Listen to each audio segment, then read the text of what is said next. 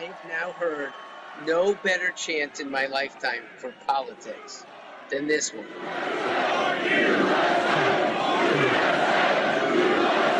Thank you very much. Thank you. That 2 more years chant is for Ron DeSantis upon winning a 4-year term for governor of Florida, but whose acolytes there would like to see him only govern Florida for 2 more years and then ascend to help govern the United States of America as U.S. president. And I'm one of them, okay? I'm a Democrat for DeSantis. And there's no better candidate in my lifetime to be president of the United States. Literally, this is someone who has observed Ronald Reagan. This is somebody who has observed some very good governors, but he's the best. Ron DeSantis, in just the last 2 years, has taken it on behalf of people, the populace. He's taken it to corporate wokeness. He's skewered education wokeness. He has definitely done damage to the wokeness within his own bureaucracy.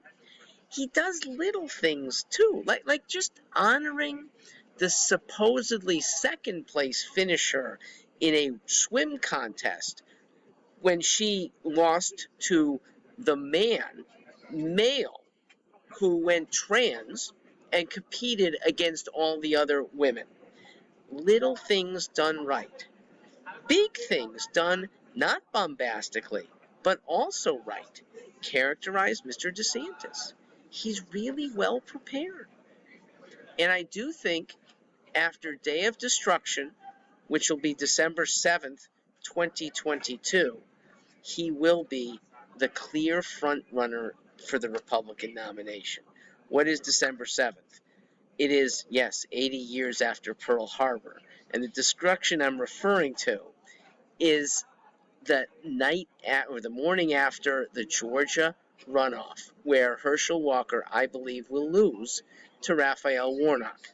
It's an unfortunate loss. I'm not cheering that result, but I think that is the result from a Donald Trump who's trying and has already influenced the election. He's going to go down to Georgia and mess things up even more because the Trump name is not what he thinks it is.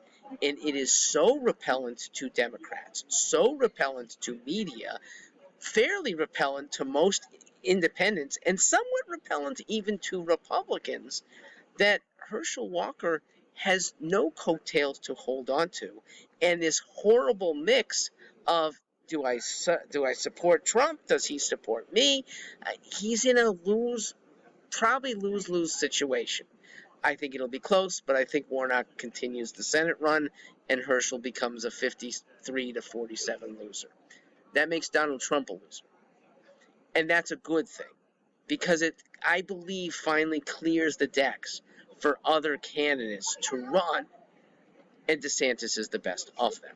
Indeed, I think there's no candidate in my, second to, I'll tell you later.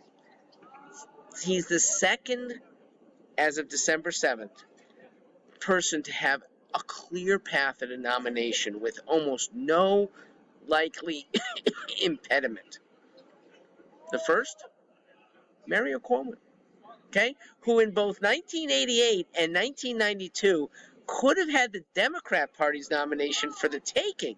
Successful governor of New York, Italian-American, which was a big deal in those days, passionate, and yet he didn't want to run. Now, I hope that hesitance, the Hamlet on the Hudson he became called, doesn't affect Mr. DeSantis. I think he should put his hat in the ring early and often, and even if he decides to pull out, or even if he gets defeated in the primaries, the issues that he brings, the competence that he shows, make for other candidates in other states to become better governors, and maybe we get an even better presidential candidate out of it. But DeSantis should be in the ring. I hope he gets in soon. I'm Mark Stewart, Democrat for DeSantis. Thanks for listening here. Now, thanks to the overwhelming support of the people of Florida. We not only won election, we have rewritten the political map. 2 more years. Enough.